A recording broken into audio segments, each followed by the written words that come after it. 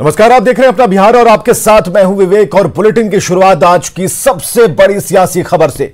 बिहार में सरकार गठन के बाद बीजेपी की पहली बैठक होने जा रही है और यह बैठक वैशाली में अब से थोड़ी ही देर में शुरू होने वाली है। बैठक में पार्टी के तमाम दिग्गज मौजूद रहेंगे। बैठक में पार्टी के राष्ट्रीय सह संगठन महामंत्री सौदान सिंह, बीजेपी के प्रदेश अध्यक्ष संजय जायसवाल, केंद्रीय गृह राज्य मंत्री नित्यानंद राय और उनके साथ कई नेता इस बैठक में हिस्सा लेने वाले हैं। तो बीजेपी का महामंथन और कई विषयों पर चर्चा होगी। किसान जानेंगे आज कृषि कानून के बारे में नजदीक से।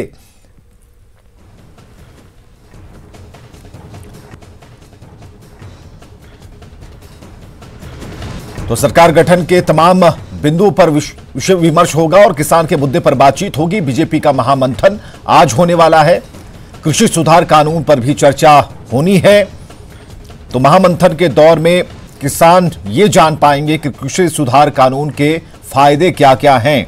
इसके अलावा वैशाली में बीजेपी का महामंथन आज जो चलेगा उसमें दिग्गज होंगे, बीजेपी के तमाम दिग्गज मौजूद होंगे, जिसमें कई बड़े चेहरे हैं, खासकर प्रदेश अध्यक्ष से लेकर।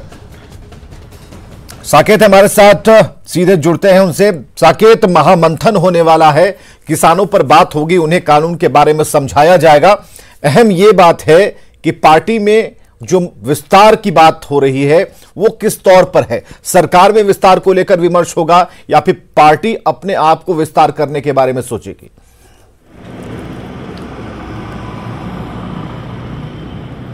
जी देखिए विवेक, चूंकि जो पार्टी के तरफ से जानकारी दी गई है इस बैठक को लेकर कि जो पार्टी के आगे के कार्यक्रम है, संगठनात्मक तौर पे हो या फिर पार्टी के तौर पे, उन तमाम बिंदुओं पर इस बैठक में चर्चा होगी। जो मंथन किया जा रहा है उसमें चर्चा होगी। लेकिन चूंकि अहमियत इस बैठक की इसलिए बढ़ जाती है विवेक, क्योंकि आप देखिए कि जब से सरकार बनी है तब से बिहार में बहुत स्थिति सही नहीं है। दोनों जो गठबंधन के सदस्य हैं, चाहे वो बीजेपी हो या जेडीयू, माना जा रहा था कि सरकार बनने के तुरंत बाद जो मंत्रिमंडल है उसका एक्सपेंशन किया जाएगा, लेकिन अब तक उस पर कोई फैसला नहीं लिया गया है।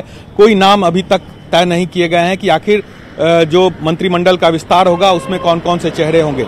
इसके अलावा जो राज्यपाल कोटे से जो एमएलसी का चयन होना था उस पर भी बात अभी अटकी हुई है, वो भी अभी फाइनल नहीं हुआ। तो ये दो तीन ऐसे मुद्दे हैं विवेक जिसे सुलझाना पार्टी के लिए एक काफी कह सकते हैं सरदर्द के समान है और लगातार इस पर चर्चाएं चल रही है। कहा जा रहा था कि इसी महीने 10 से 15 तारीख तक सब कुछ कर लिया जाएगा, लेकिन अभी जो स्थिति है वो कुछ भी साफ नहीं है। तो माना जा रहा है क्योंकि 14 तारीख के बाद खरमास शुरू होता है तो फिर जनवरी में 14 जनवरी के बाद ही इस पर कुछ फैसला होगा। लेकिन कौन से नाम होंगे, कौन से लोग इस बार कैबिनेट में जाएंगे, इन तमाम बिंदुओं पर मंथन की जरूरत है। और निश्चित तौर पर ये जो बैठक हो रही है इसमें संगठनात्मक चर्चाएं तो होगी, क्योंकि तमाम बड़े नेता इसमें मौजूद रहेंगे, चाहे वो बिहार के प्रभारी भूपेंद्र यादव हो, चाहे वो संगठन के जो राष्ट्रीय महामंत्री हैं बीएल संतोष और सह संगठन महामंत्री हैं सौदान सिंह, ये तमाम लोग इस बैठक में मौजूद रहेंगे। तो निश्चित तौर पर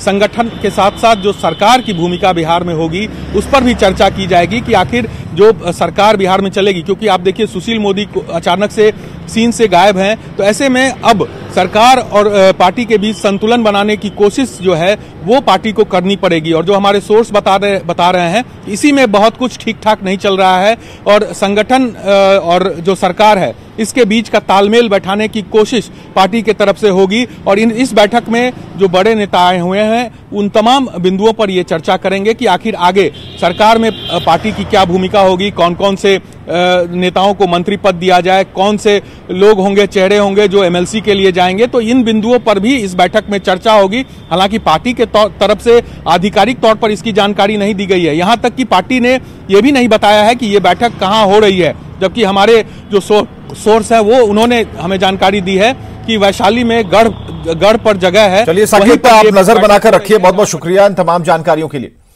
चलिए, रिम्स में इलाज करा रहे बिहार के पूर्व मुख्यमंत्री लालू प्रसाद का किडनी फंक्शन लगातार कम होता जा रहा है और लालू प्रसाद के क्रिएटिनिन लेवल बढ़कर 2.5 होने के बाद उनके जो चिकित्सक हैं वो बेहद चिंतित हैं। आज लालू प्रसाद की हालत को लेकर नेफ्रोलॉजिस्ट से सलाह ली जाएगी। लालू प्रसाद के डॉक्टर की अगर माने तो जिस रफ्तार से लालू प्रसाद की बीमारी बढ़ रही है, अगर यही स्थिति रही तो अगले 3 से 4 महीनों में लालू प्रसाद को डायलिसिस की जरूरत पड़ सकती है। जब लालू प्रसाद रिम्स में इलाज के लिए पहुंचे थे तो उनकी किडनी फंक्शनिंग तीसरे स्टेज पर थी, लेकिन बढ़ती उम्र और स्वास्थ्य कारणों से अब उनकी किडनी फंक्शनिंग की स्थिति जो है वो चौथे स्टेज में पहुंच गई है और किडनी फंक्शनिंग 5वें और अंतिम स्टेज में पहुंचने पर विकट स्थिति उत्पन्न हो सकती है। ऐसे हालत में मरीज के लिए डायलिसिस या फिर किडनी ट्रांसप्लांट ही विकल्प बचता है। तो लालू प्रसाद यादव 16 बीमारियों से पीड़ित हैं और सभी असाध्य हैं। उन्हें क्रोनिक किडनी डिजीज का 3rd से 4th फेज में उनका पहुंचा हुआ है और इसके अलावा उन्हें कार्डियक प्रॉब्लम भी है। तो कई तरह की बीमारियां एक साथ लालू प्रसाद को अपनी चपेट में ले रखी हैं। कभी भी उन्हें मेडिकल सलाह की जरूरत पड़ सकती है। इसके अलावा उन्हें डायबिटीज भी है, मेलाइटस, एसेंशियल हाइपरटेंशन, रीनल कैल्कुलाई, कई तरह की बीमारियां हैं। 16 तरह की बीमारियों से जूझ रहे लालू प्रसाद अब डॉक्टरों की विशेष निगरानी में हैं और आज विशेष तौर पर जांच होनी है लालू प्रसाद की कि आगे उनके इलाज में क्या कुछ करना है।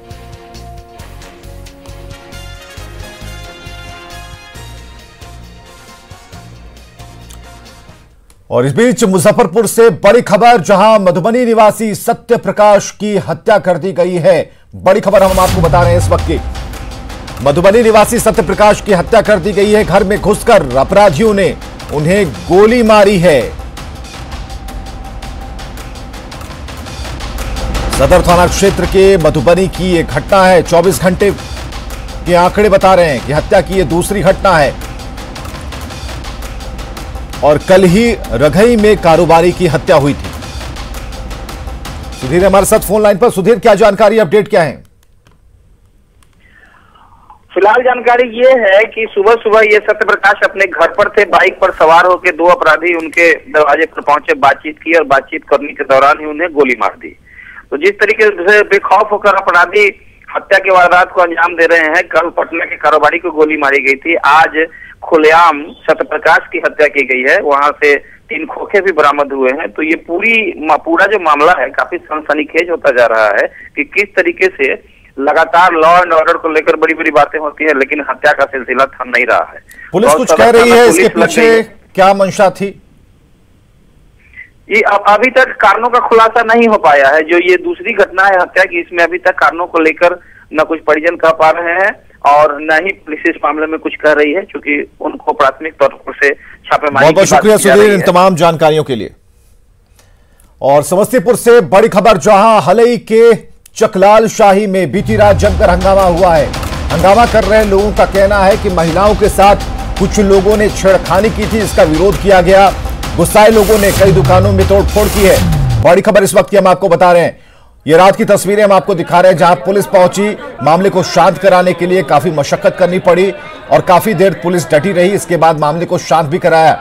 विरोध में दुकानों में तोड़फोड़ की गई, लोग काफी उग्र हो गए थे, गुस्से में थे और आखिरकार पुलिस ने समझाने बुझाने के बाद लोगों को शांत कराया है। हलई के चकलाल शाही में हंगामे की तस्वीर और हंगामे के बाद की स्थिति हम आपको दिखा रहे हैं। सड़क पर लोग उतर आए, काफी बवाल किया। छेड़खानी के आरोप में यह बवाल था। विरोध में दुकानों में तोड़फोड़ की गई थी। हम हाजीपुर से जस्ट भागल आइए रही अभी।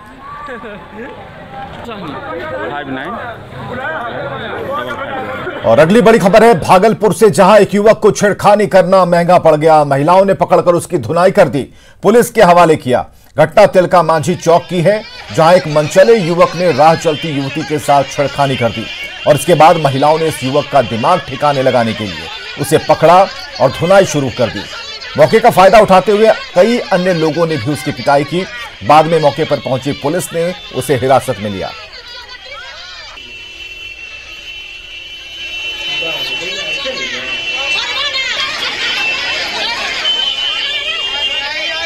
तो बीच सड़क पर जमकर हुई धुनाई और महिलाओं ने जमकर उस मनचले की धुनाई की है। तस्वीरें आप देख पा रहे हैं भागलपुर से। हालांकि पुलिस ने इस आरोपी को हिरासत में लिया है, जिसके ऊपर आरोप यह है कि इसने राह चलती लड़की से छेड़खानी की थी। लेकिन वहां पर मौजूद अन्य महिलाओं ने इस युवक को पकड़ा और इसके बाद धुनाई शुरू हो गई। बीच बचाव के लिए पुलिस को आना पड़ा और आखिरकार आरोपी को अपने साथ थाने ले गई पुलिस। और चलिए बड़ी खबर यह कि कुख्यात रवि गोप फरारी कांड में अभी तक क्या हुआ है, तो हम आपको बताएं कि सिटी एसपी ने आईजी को रिपोर्ट सौंप दी है। सिटी एसपी ने आईजी को रिपोर्ट सौंप दी है। जेल से रिहा होने को लेकर यह रिपोर्ट सौंपी गई है और जो ये रिपोर्ट सौंपी गई वो गृह विभाग को भेजी जाएगी। कारा विभाग और पटना पुलिस में ठनी हुई है। अभी भी पुलिस ने जेल प्रशासन पर आरोप लगाए हैं। पुलिस के मना करने पर भी रिहाई का आरोप है। रवि गोप फरारी कांड में अब तक क्या हुआ, ये पूरी जानकारी हम आपको दे रहे हैं। मुंगेर की जमालपुर पुलिस अब चाय पर चर्चा के जरिए जिले में क्राइम कंट्रोल करेगी। एक तरफ जहां लॉ एंड ऑर्डर को लेकर सीएम की सख्ती के बाद पुलिस के बड़े अधिकारी भी देर रात तक गश्ती में निकल रहे हैं, तो वहीं अब इस कड़कड़ाती ठंड में सामाजिक कार्यकर्ता देर रात पुलिस वालों को चौक चौराहों पर चाय भी पिलाएंगे। सदर डीएसपी ने इस अभियान की शुरुआत कर दी है। पुलिस मित्र बने सामाजिक कार्यकर्ताओं ने पहले दिन गश्ती पर निकलने वाले जवानों को चाय के साथ लिट्टी चोखा भी खिलाया और माना जा रहा है कि इस अभियान से पुलिस और पब्लिक के बीच आपसी सामंजस्य बढ़ेगा।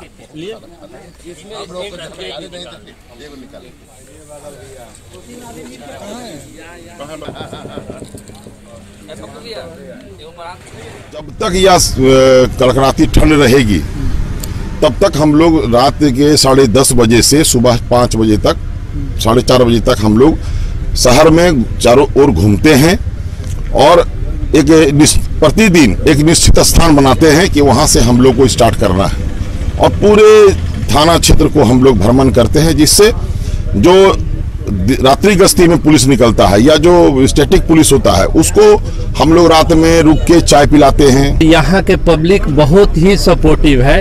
इन लोगों से मित्रवत व्यवहार हमेशा मिलता रहता है। अब आज ये लोग हमारे साथ गश्ती करने के लिए तैयार हो गए। इससे बड़ी पुलिस के सपोर्टिव बहुत कम लोग मिलते हैं। इधर भागलपुर के हसनगंज में पति ने पत्नी को जुए में हारने और फिर गैंगरेप के बाद तेजाब डालने के मामले में पुलिस ने आरोपी पति को गिरफ्तार किया है। एसपी के आदेश के बाद पीड़िता का बयान दर्ज कराकर कार्रवाई की गई। एसपी की माने तो अब इस मामले में तुरंत जांच कराकर स्पीडी ट्रायल के जरिए महिला को न्याय दिलाया जाएगा। उनके द्वारा अपने पति पे जो आरोप लगाया गया है, तो पति को इस मामले में गिरफ्तार कर लिया गया है और मेडिकल जांच कराया जा रहा है और अन्य सभी बिंदुओं पे जांच की जा रही है और इसमें जो विधि सम्मत कार्रवाई है उसको किया जाएगा। साथ ही साथ इस मामले में गंभीरता को देखते हुए इसमें तुरंत अनुसंधान पूर्ण करा करके इसको स्पीडी ट्रायल चलाया जाएगा और कड़ी से कड़ी सजा दिलाई जाएगी। और अब बात करेंगे कड़ाके के ठंड की।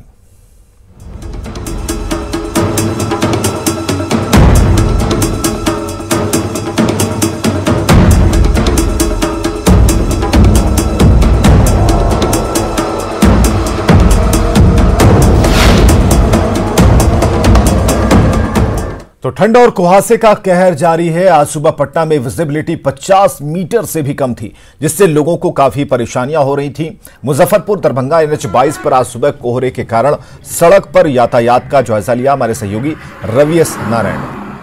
ठंड और कुहासा ने लोगों की परेशानियां बढ़ा दी है। अभी मैं खड़ा हूं NH-22 पे, जो मुजफ्फरपुर दरभंगा वाली रोड है, और यहाँ के आपको तस्वीर दिखाते हैं कि कुहासा किस कदर घना है कि यहाँ पे विजिबिलिटी जो है वो 50 मीटर मुश्किल से है। यहाँ पे जो गाड़ियाँ हैं वो अपने अपने लाइट्स जला करके चल रहे हैं और यहाँ पे कुहासा घना है। आप मेरे पीछे देख सकते हैं कि पीछे खेत है, लेकिन बिल्कुल कुछ भी दिखाई पड़ना मुश्किल है।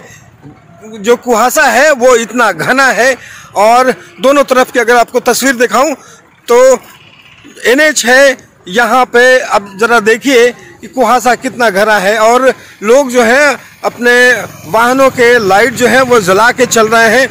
मौसम विभाग की अगर माने तो मौसम विभाग ने जो जानकारियाँ दी हैं उसके मुताबिक ये घना कुहासा जो है अभी और दिन ऐसे ही चलेगा, इसलिए सावधानी बरतने की जरूरत है। परिवहन विभाग ने वैसे लोगों से सावधानी जारी की है, निर्देश जारी किए हैं जो 4 वाहन, जो 4 पहिया वाहन लेकर के और सड़कों पर चल रहे हैं। उनका कहना है कि 4 पहिया वाहन चलाते समय अपने खिड़कियों के जो दरवाजे हैं उसे ज़रूर खोलें और साथ में कुहासा में स्पीड बहुत कम रखें, दिनों में लाइट जो है वो जला करके रखें। तो इस ढंग की सावधानियां जो है परिवहन विभाग ने भी जारी की है। तो जिस ढंग का ठंड यहाँ पे दिखाई पड़ रहा है और साथ साथ कुहासा इतना घना है, इसे देखते हुए लोगों से अपील भी की जाती है कि वो लोग सावधानियां बरतें ठंड में, और कुहासे के लेकर के अगर वो अपनी गाड़ी लेकर के मुख्य सड़क पर निकलते हैं तो सावधानी बरतनी जरूरी है। मुजफ्फरपुर दरभंगा NH से रवि एस नारायण। 2 दिनों की राहत के बाद आज से एक बार फिर सर्दी ने सितम ढाना शुरू कर दिया है। मुजफ्फरपुर में कोहरा और कनकनी ने लोगों की परेशानी बढ़ा दी है। ठंड के कारण जरूरी होने पर ही लोग बाहर निकल रहे हैं। सुबह 7 बजे हमारे सहयोगी सुधीर कुमार ने हालात का जायजा लिया। 2 दिनों तक आसमान साफ रहने के बाद मुजफ्फरपुर एक बार फिर कोहरे की चादर में है। ठंड तो बड़ी ही है, कोहरा भी काफ़ी बढ़ गया है और अभी हम खड़े हैं, ये मुजफ्फरपुर का NH 28 है जो बरौनी तक जाती है। और आप देखिए कि लेस विजिबिलिटी की वजह से किस तरीके से गाड़ियों की संख्या बहुत कम है। इक्के दुक्के लोग ही यहाँ बाहर निकल पा रहे हैं सड़क पर। और आसमान को जरा देखें कि आसमान किस तरीके से घने कोहरे से लिपटा हुआ है। हम जरा सड़क का नज़ारा देखें कि काफ़ी दिन निकलने के बाद भी सड़क पर लोगों की संख्या कितनी कम है। आग के भरोसे लोग अपनी ज़िंदगी जी रहे हैं और कोहरे की वजह से कनकनी है और ठंड भी बहुत ज़्यादा है। इसके कारण लोग अपने घरों में हैं, वक्त ज़रूरत ही अपने घरों से निकल पा रहे हैं। ठंड तो अभी काफ़ी गिर रहा है, कुहासी भी गिर रहा है, ठंड भी गिर रहा है। तो फिर आप लोग कैसे इसमें प्रभावित हैं? प्रभावित उसमें है कि ठंडे में अपना काम धंधा कर रहे हैं, दिक्कत हो रही है, मजदूर है हम लोग। तो सरकारी व्यवस्था चाहते हैं? अब सरकारी व्यवस्था सरकार देने कभी नो, अभी तक तो वही मतलब कि मिला है। ठंडी बहुत बढ़ चुकी है, जो अभी रोड पे आदमी सब नहीं निकल रहे हैं आदमी सब।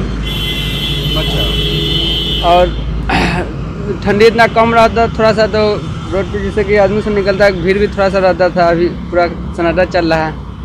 दुकान पूरा खाली खाली सा है ठंडी के कारण। बहुत कम लोग निकल रहे हैं, सब घर में अपने अपने व्यवसाय प्रभावित है। सर क्या काम करते हैं आप? टी स्टॉल है। तो यहाँ क्या है बिक्री का पोजीशन? अभी एकदम ढीला चल रहा है, ठंडी बहुत बढ़ गई है इसलिए अचानक से। आप लोग कैसे जी रहे हैं? तो जी रहे हैं, आप तो कमाते थे खाते हैं। ठंडा उंडा? हाँ, ठंडा में क्या करते, देखिए पूरे हुए 5 को। अब तो बुजुर्ग आदमी, आपको तो और दिक्कत होगा। तो क्या करेगा?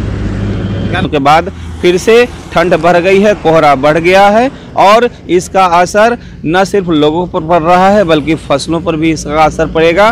तो मौसम की मार जिस तरीके से फिर एक बार मुजफ्फरपुर में करवट ले रही है वह चिंता का विषय है। सुधीर कुमार, न्यूज़ 18 मुजफ्फरपुर। और सासाराम में भी कड़ाके की ठंड पड़ रही है। सर्दी के सितम का जायजा लिया हमारे सहयोगी अजित कुमार ने। सर्दी का 3rd डिग्री टॉर्चर जारी है। सासाराम के ग्रामीण क्षेत्र हो या शहरी क्षेत्र, जहां ठंड का प्रकोप कम होने का नाम नहीं ले रहा है।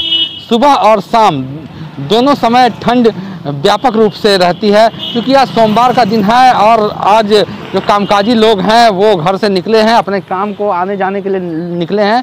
जो कामकाजी हैं जिन्हें आज सोमवार को अपने काम में जाना है, उन लोगों की परेशानी बढ़ी है। तो सुबह और शाम में जो ठंड का टॉर्चर है वो बढ़ जाता है और दिन में अमूमन मौसम ठीक हो जाती है, लेकिन शाम में और सुबह में खासकर बच्चों और बुजुर्गों को काफ़ी परेशानी होती है। और जो कामकाजी लोग हैं जिन्हें निकलना है, आज सोमवार है तो आप देख सकते हैं सड़कों पर लोग आ रहे हैं, लेकिन गर्म कपड़ों में आ रहे हैं। और जो कामकाजी लोग हैं उन्हीं को थोड़ी परेशानी है और कह सकते हैं कि सुबह और शाम सासाराम में ठंड का प्रकोप बढ़ जाता है। अजीत कुमार, न्यूज़ 18 सासाराम।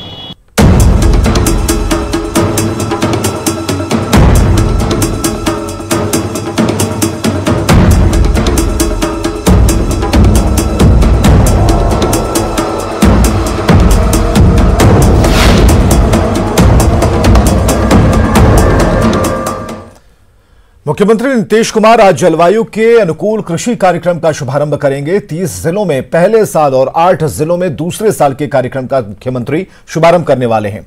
इस कार्यक्रम में सीएम नीतीश कुमार के अलावा डिप्टी सीएम तारकिशोर प्रसाद, रेणु देवी, कृषि मंत्री अमरेंद्र प्रताप सिंह, ग्रामीण कार्य एवं जल संसाधन मंत्री विजय कुमार चौधरी मौजूद होंगे। आपको बताएं कि जल जीवन हरियाली सीएम नीतीश कुमार का ड्रीम प्रोजेक्ट है और इसके तहत सीएम चाहते हैं कि जलवायु के अनुकूल खेती की तकनीक को बढ़ावा दिया जाए।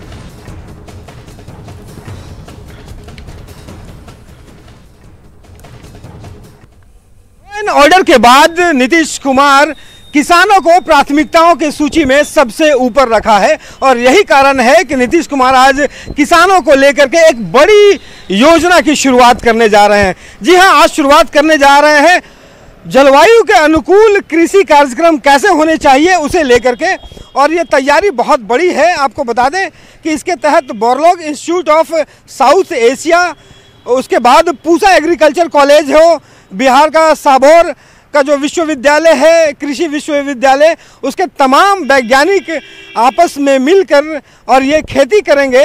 ताकि अभी तक ये होता था कि खेतों में अमूमन धान या गेहूं किसानों के द्वारा उपजाया जाता है, जहां पे बाकी समय जो है साल के उनके खेत खाली रहते हैं। लेकिन अभी वैज्ञानिकों ने तय किया है, सरकार ने तय किया है कि 190 गांवों का चयन किया गया है और उन 190 गांवों को मॉडल के रूप में तैयार किया जाएगा, जहां पे वैज्ञानिक खुद पूरे साल यहाँ पे कृषि करेंगे और बताएंगे कि साल के लगभग हर महीने कोई भी ऐसा महीना ना हो जहाँ पे वो किसानों को खाली बैठना पड़ेगा। ये 190 गांव जब मॉडल तैयार हो जाएंगे तो बिहार भर के तमाम लाखों किसानों को यहाँ पे बुलाया जाएगा, उसे दिखाया जाएगा, उसे ट्रेनिंग दी जाएगी और बताया जाएगा कि अच्छी फसल और ज़्यादा से ज़्यादा कमाई कैसे कर सकते हैं। तो बिहार सरकार ने इस योजना की शुरुआत आज से कर रहे हैं, जिसमें नीतीश कुमार इसकी उद्घाटन करेंगे। जो डिप्टी सीएम है तारकिशोर प्रसाद, रेणु देवी और यहाँ पे कृषि मंत्री वो भी मौजूद रहेंगे। तो कह सकते हैं कि किसानों को लेकर के नीतीश कुमार जो मुख्यमंत्री है उन्होंने एक बड़ा कार्यक्रम तैयार किया है, क्योंकि आने वाले 5 साल में किसानों को बहुत ज़्यादा इससे लाभ मिलेगा। कैमरा पर्सन अभिषेक के साथ रवि एस नारायण, न्यूज़ 18 पटना।